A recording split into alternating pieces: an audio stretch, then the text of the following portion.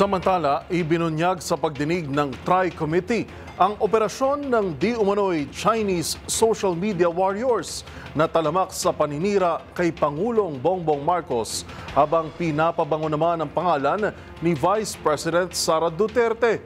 Isa nga sa mga pinangalanan ay ang pinakamalaking Chinese language newspaper. Tinutukan yan ni Milky Regunan.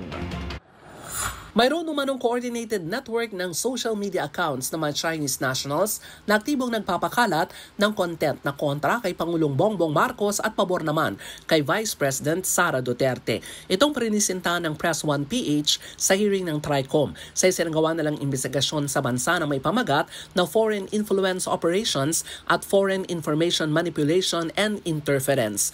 Ayon kay Nicefero Balbedina III, nagpapakalat ng questionabling narratives ang Chinese state media sa tensyon sa West Philippine Sea habang pinaiingay ang social media content na may kaugnay naman kay VP Sara. Sabi ni Balbedina, Marso hanggang Hunyo noong nakaraang taon nang mamonitor ang Chinese state media na aktibong nagpapakalat ng questionabling mga impormasyon tungkol sa West Philippine Sea. Isa dito ang China Daily, pinakamalaking English language newspaper ng China, at ang Media Unlock ng TikTok bilang sources ng AI-generated disinformation content.